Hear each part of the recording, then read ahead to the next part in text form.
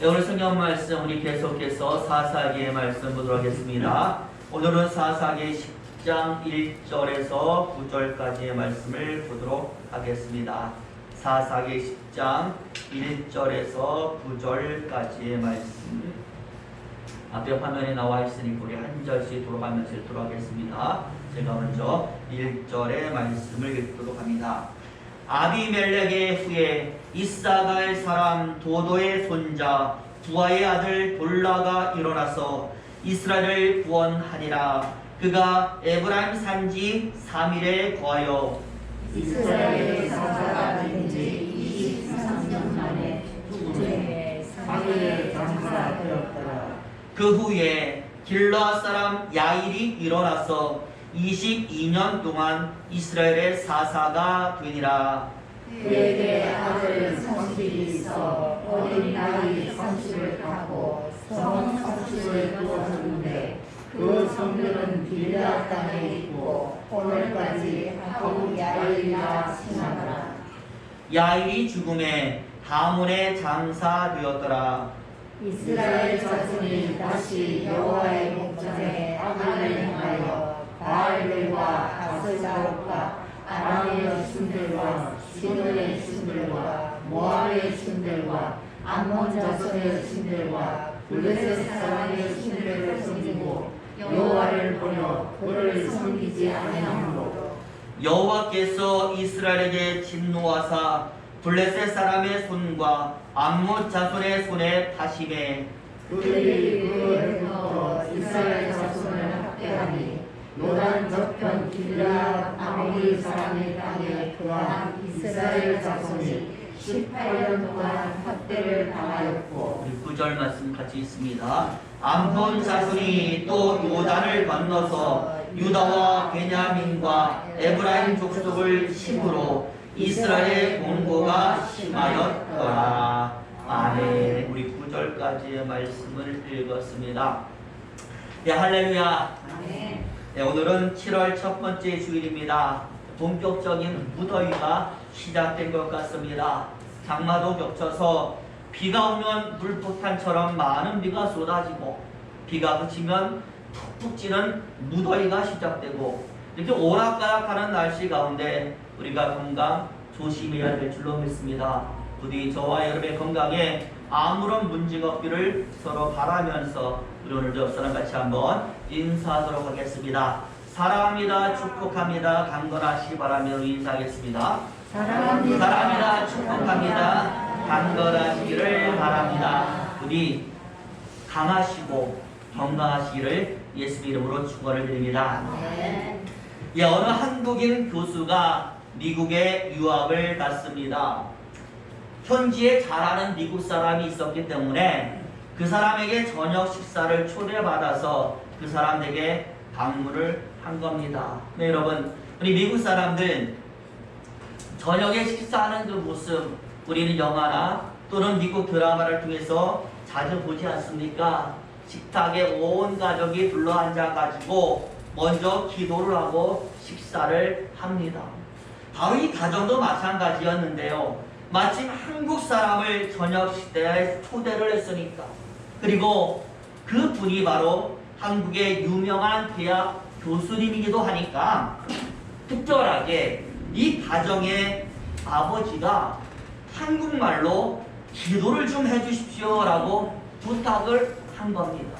그런데요, 이 교수님은 말이죠, 태어나서 평생 한 번도 교회에 다녀본 적이 없는 겁니다. 얼마나 당황스럽던지 교회에 가본 적이 없으니까 찬송이 무엇이고 예배가 무엇인지 알 리가 없지 않습니까? 게다가 기도도 한 번 해본 적이 없으니까 야, 이거 어떻게 해야 되나라고 고민하고 있는데 이미 미국인 가족은요, 기도를 부탁합니다 라고 하고 어린아이부터 시작하기로 죄다 두 손을 곧게 모으고 눈을 감고 기도를 기다리고 있는 겁니다. 그러니 어떻게 해요? 뭐라고 해야 되는 것 아니겠습니까? 그래서 순간 머리에 떠오르는 시 하나가 있어서요, 그것을 외웠습니다. 어차피 한국말을 모르니까 무슨 이야기해도 모를 것 아니겠어요? 그래서 시를 외웁니다. 나보기가 역겨요 가실 때에는 말없이 고이문에 그리운 일명 김소월 시인의 진달래꽃을 아주 운율에 맞추어 가지고 외운 거예요. 그리고 들은 것은 있으니까 마지막에 뭘 붙여요? 아멘이라는 두 글자를 딱 붙이고 이제 기도를 마친 겁니다. 그랬는데요. 이 기도가 끝나고 그 미국인이 가라사대 뷰티풀 그러면서 당신의 한국말 기도는 어쩌면 그렇게 시처럼 아름답습니까? 리듬이 살아있고 아주 감동적입니다. 알아듣지 못하면서 어찌나 극찬을 하는지 바로 여기서 이 한국인 교수가 크게 깨달음을 얻는 것입니다. 내가 피로 무엇을 할 때에 상대방의 의도와는 전혀 다르게 내가 무언가를 할지라도 상대방의 생각에 따라서 전혀 다른 방향으로 상대방의 생각대로 해석될 수도 있겠구나라는 것을 깨닫게 된 거예요. 그러니 내 입장보다는 상대방의 입장, 그 상대방의 입장에서 그 사람의 의도를 알려고 하는 노력이 정말 나에게 중요하겠구나라는 것을 깨달은 것입니다. 상대방의 입장이 되어보는 것, 무조건 내 생각만 왔을 게 아니라 상대방이 어떤 생각 가지고 있는지 이거 한번 내가 생각해 보는 것도 중요하겠구나라고 그가 깨달은 것입니다. 여러분 신앙도 마찬가지입니다. 내 생각, 내 입장, 내 의도가 아닌 하나님, 바로 그 하나님의 생각과 하나님의 의도를 우리가 알려고 노력하는 것, 여러분 이것이 신앙의 가장 중요한 요소가 되지 않겠습니까? 그래서 그 하나님의 뜻대로 내가 살아가는, 예수를 닮아가는 것, 이게 바로 신앙의 중점 요소가 되는 겁니다. 우리가 지금 계속해서 이스라엘 백성들의 사사에 대해서 우리가 살펴보고 있는데요. 여러분 마찬가지 아니겠습니까? 누가 성공하느냐라고 할 때 하나님을 잘 따르는 사사가 성공했습니다. 알아주든 몰라주든 상관없이 하나님이 세우셨으니까 따랐고 그 따름 속에서 그들은 승리하는 것입니다. 그러니 저와 여러분 부디 우리도 하나님을 잘 따르는 삶을 통해서 무엇을 하든 어디에 있든 성공이란 두 글자가 항상 저와 여러분을 따라다니게 되시기를 예수님의 이름으로 축원을 드립니다. 이제는 우리가 살펴볼 이스라엘 사사는요, 우리 읽어봤으니까 알죠? 두 명이 나오고 있습니다. 돌라와 야인이라는 사사가 나오는데요, 마찬가지로 여러분 잘 우리가 들어보지 못한 사사가 나오고 있어요. 왜냐하면 기록이 짧잖아요. 이들이 무엇을 했는지 잘 알 수 없기 때문에 이들의 이름도 알려지지 않았습니다. 그러나 이스라엘 역사를 우리가 연구해 보면 그럼에도 불구하고 이 사람들은 그들 나름대로 하나님을 잘 따라하는 것이고, 그리고 그들은 승리했습니다. 그래서 과연 이들이 어떻게 하나님을 따랐고 어떤 승리를 했는가 살펴보니까 아까 제가 말씀드렸잖아요. 기록이 많지 않아요. 그러다 보니 성경학자들이 이들의 무엇을 이제 중점적으로 살펴보느냐라고 할 때 이들의 이름과 오늘 본문 속에 나오는 여러 단어들을 주목하는 거예요. 특히 여러분 오늘 이 돌라와 야인이라는 사사를 생각할 때 우리가 반드시 살펴보아야 될 인물이 하나가 있어요. 누구냐면 바로 앞전에 사사로 있었던 아비멜렉이라는 인물을 우리가 살펴봐야 합니다. 왜냐하면요, 이 사람은 사사지만 굉장히 악한 사람으로 유명합니다. 이스라엘의 용감한 사사, 그리고 유명한 사사, 여러분 기드온 잘 알지 않습니까? 300명의 용사로 대적을 물리쳤던 기드온의 아들이 바로 아비멜렉이에요.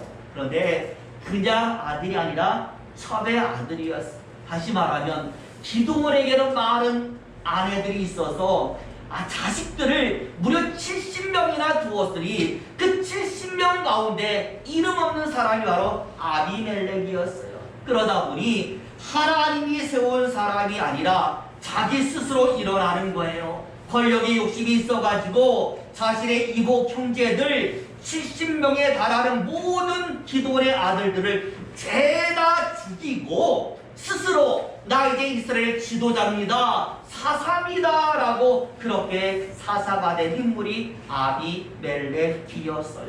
그러다 보니 여러분, 피로써 일어났으니까 여러분 그 성전이 얼마나 포악하겠습니까? 아무나 사람 죽이는 게 아닙니다. 게다가 피가 달라도 형제자매 아니겠어요? 그들을 단칼에다 죽였다라는 것은 여러분 굉장히 악한 사람이라는 거예요. 그러다 보니 이 사람이 다스리던 때에 온 나라가 평안할 수가 없는 겁니다. 사방에서 반란이 일어나고 서로 막 싸우고 대적들로 인해서 이스라엘이 어려움을 당하는 것이 아니라 소위 사사라고 하는 이 아비멜렉을 통해서 이스라엘 백성들은 더 큰 어려움을 당하게 되었던 것입니다. 돌라와 야일, 바로 이런 어려움을 해결한 인물이 되는 것이죠. 이 모든 혼란을 바로잡고 이스라엘의 평화를 가져온 거예요. 중요한 것은 이들이 어떻게 그런 일을 했을까라고 할 때 바로 이들의 이름과 이들의 사역이 우리에게 교훈을 주는 것입니다. 특히요, 어느 사사 돌라의 이름이 상당히 특이해요. 우리가요, 돌라라고 할 때 이스라엘 사람 이름으로는 좀 이상하지 않습니까? 그래서요, 제가 사전을 찾아봤더니 이 돌라의 이름의 뜻이요, 벌레였어요. 아버지가 아들의 이름을 짓는데 뭐라고 줘요? 이유는 모르겠지만 벌레라고 진 거예요. 그러니 여러분, 우리 너무나 잘 알잖아요. 사람에게 있어서 이름이 얼마나 중요합니까? 아무리 뜻이 좋아도 뭔가 우스운 이름과 특이한 이름은요, 놀림받기 쉬운 겁니다. 예를 들어서요, 성은 양이요 분별할 견에 일어날지, 일어나서 분별하라, 얼마나 뜻이 좋습니까? 하지만 양변기, 놀림받기 너무나 좋지 않습니까? 마찬가지예요. 저도요, 이름이 좀 이상해서 예전에 조금 놀림 좀 받았거든요. 여러분들이 그냥 볼 때는 제 이름이 이상한지를 몰라요. 하지만 어디에 좀 늦게 가거나 지각하면 아주 도드라지는 것이 바로 저의 이름이에요. 제가 좀 늦게 도착하잖아요. 그냥 저절로 나오는 말이 있어요. 예전에 제가 고등학교 때 한번 좀 지각했더니 우리 담임선생님이 하는 말, 이제 와? 왜 이제 와? 그러더니요, 이름이 이재화라서 너 이제 오는 거야? 라고 하는 거예요. 물론 이 선생님은요, 저를 놀리려고 그런 얘기는 안 했겠죠. 하다 보니까 왜 이제 오느냐라고 하다 보니까 제 이름과 발음이 똑같으니까 그런 말을 했는데, 저는 말입니다, 좀 기분이 안 좋은 거예요. 그래가지고 그때부터 저는요, 절대 약속 시간 늦게 안 가요. 맨날 30분 전에 가서 기다리는 게 저의 그 버릇이 된 것이죠. 그런데 하물며 이 돌라라는 사사는요, 어릴 때부터 이름이 뭐예요? 벌레였으니 얼마나 놀림을 받았겠습니까? 그냥 봐도 이상한지 모르는 제 이름도 어쩌다 보니 놀림을 받는데, 이 돌라는 평생 놀림을 당했으니 삐뚤어지지 않고 민족의 지도자로 섰다라는 것 자체가 여러분 놀라운 것입니다.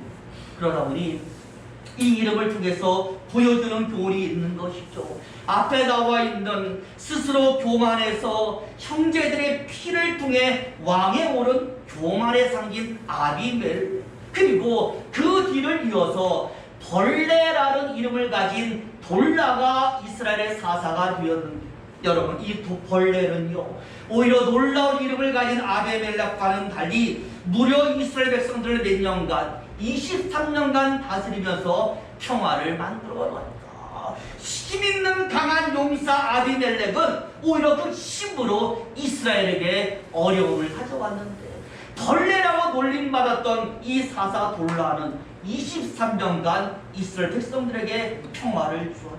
여러분, 뭔가 보여주는 의미가 상당하지 않습니까? 하나님은 아무리 힘이 있어도 능력 있어도 교만한 자보다는 겸손한 자를 살아가는 겁니다. 왜냐하면 능력 없어도 누가 능력 주면 돼요? 하나님이 능력 주면 되는 거예요. 문제는 그 사람의 바탕이 중요한데 오늘 불나는 비록 남들의 놀림은 받았어도 하나님의 사랑을 받으니까 이런 놀라운 역사를 만들어낸 겁니다. 결국 저와 여러분 우리에게는 영웅 10사람보다는 하나님을 사랑하는 영이 맑은 한 사람이 필요한 줄로 믿습니다. 부디 저와 여러분 내 가정에서 내 교회에서 저와 여러분이 바로 그 하나님을 잘 섬기는 한 사람이 되시기를 예수 이름으로 축원을 드립니다. 두 번째로 이들의 사역을 살펴볼 텐데요. 자, 그러면 이 사람들이 무엇을 가지고 이스라엘 백성들을 구원했는가? 오늘 성경에 보니까요, 전쟁이 아니에요. 이스라엘의 모든 사사는요, 전쟁을 통해서 당신의 나라와 민족을 구했지만 오늘 이 두 사람은 전쟁이 아니라 말씀을 통해서 구원을 하더라. 여러분 보시면은요, 이들 가운데 전쟁이 있습니까? 전쟁이 없잖아요. 대적들과 전쟁을 하는 것이 아니라 하나님의 율법으로 이스라엘 백성들을 잘 다스렸다라고 말씀을 하는 거예요. 특히 여러분, 이 야인이라는 사사는요, 그 이름이 무엇이냐 했더니 계몽하다, 밝게 하다라는 뜻이 있어요. 다시 말하면 하나님의 말씀으로 이스라엘 백성들을 계몽했다라는 거예요. 잘 다스렸다라는 거예요. 그러다 보니 이 사람이 다스리는 23년과 또 야인이 다스리는 22년 더해서 45년간 이스라엘 백성들은 평안했어요. 저와 여러분, 우리 가정에 말씀이 있으면 평화가 오는 줄로 믿습니다. 우리가 가는 곳에 하나님의 말씀이 따라가면 그곳에 역사가 일어나는 겁니다. 부디 저와 여러분은 하나님의 말씀을 붙잡으시고 그 말씀이 주는 놀라운 축복을 언제나 경험하시기를 예수의 이름으로 축원을 드립니다. 그 다음으로 이제 마지막으로 하나 더 아주 중요한 말씀을 우리가 살펴볼 텐데요. 우리 6절 말씀을 같이 한번 읽어봅니다. 6절 보여주시죠. 같이 읽습니다. 시작. 이스라엘 자손이 다시 여호와의 목전에 악을 행하여 바알들과 아스다롯과 아람의 신들과 시돈의 신들과 모압의 신들과 암몬 자손의 신들과 블레셋 사람의 신들을 섬기고 여호와를 버려 그를 섬기지 아니하므로. 저와 여러분, 누가 죽었습니까? 사사 돌라와 야인이 죽었어요. 그런데 그 다음 이스라엘 백성들이 어떻게 되었는가라고 할 때 하나님을 섬기지 않았다. 악을 행했다. 하나님 대신 신이라고 불리는 모든 신을 죄다 불러와서 섬겼다라고 말씀을 하는 겁니다. 이상하지 않아요? 45년간을 말씀으로 다져서 평화를 이루었는데 순식간에 이스라엘 백성들이 타락을 하고 있어요. 무엇을 보여주는 것이겠습니까? 죄의 무서움을 보여주는 줄로 믿습니다. 죄는 순식간이에요. 한번 우리가 죄의 몸을 담그면 45년간의 평화도 물거품이 되는 겁니다. 그러니 한 번이라도 죄 속에 나를 던지지 않는 것, 이게 중요한 줄로 믿습니다. 그리고요, 또 하나, 도대체 이스라엘 백성들 45년이나 되는 그 평화의 시간에 도대체 무엇을 했길래 지도자 한 명이 사라졌다고 이렇게 쉽게 타락했을까? 그렇잖아요. 45년이나 시간을 평화였으면 얼마나 많이 기도하고 얼마나 많이 예배를 드리고 얼마나 많이 하나님을 섬길 수 있겠습니까? 그런데 그 시간 동안 과연 이들이 무엇을 했기에 이렇게 쉽게 무너지게 되었는가? 결론은요, 지도자 한 명만 바라보고 아무것도 준비하지 못했다라는 결론에 이르게 되는 거예요. 저와 여러분, 솔직히 평화는요, 기회인 줄로 믿습니다. 우리도요, 시간의 여유가 참 많이 있고 평화로고 안정되면은요, 뭔가 마음껏 할 수 있는 기회가 온 것 아니겠어요? 바쁠 때는요, 하고 싶어도 뭘 못해요. 하지만 바쁘지 않고 시간이 있으면 운전 연습도 할 수 있는 것이고 여러 가지 많은 것을 할 수 있는 것 아니겠습니까? 그런데 오늘 이 이스라엘 백성들은 그저 그 좋은 시간에 평화만을 누리고 뭔가 다른 것을 준비하지 않았다라는 겁니다. 저와 여러분, 죄가 이렇게 무서운데 그 죄에 대한 준비와 대비가 전혀 되지 못하면 오늘 이스라엘 백성들처럼 이렇게 되는 것입니다. 그러므로 저와 여러분, 어떻게 보면은요, 지금도 환란이 아닌 평화의 시간이라고 저는 생각을 해요. 왜냐하면 아직 예수님께서 말씀하는 바로 그 재림의 시기는 아니잖아요. 그리고 또 충분히 지금은 기회가 있기 때문에 얼마든지 우리가 기도하면 하나님 응답하시고요, 더 큰 기적의 역사가 나타날 수 있는 시간이 바로 지금인 줄로 믿습니다. 자, 그렇다면 오늘 시간에 저와 여러분 무엇을 해야 되겠습니까? 한 번이라도 더 기도해서 하나님의 능력을 한 번이라도 더 받는 것이 중요하지 않겠습니까? 부디 저와 여러분, 지금 나는 무엇을 준비하고 있는가 한번 생각해 보시기를 바랍니다.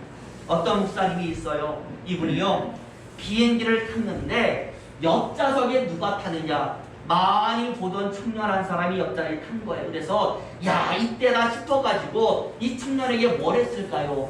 전도를 했어요. 얼굴을 아니까 처음에 딱 얘기해서 예수의 탄생부터 시작해서 부활까지 장황하게 안면이 있으니까 그렇게 설명을 하는 거예요. 그런데요, 이 청년은요, 알고 있는 사람이 얘기하니까 듣기는 듣는데 시큰둥하게 아무런 반응이 없어요. 그냥 네 대답만 하지 전혀 반응이 없으니까 이 목사님 얼마나 실망해. 자기 때는 야, 기회다 싶어서 이번 기회에 이 청년을 전도해지라고 해서 열정을 다해서 복음을 전했는데 전혀 반응이 없으니까 기분이 딱 터져가지고 집으로 돌아오는 거예요.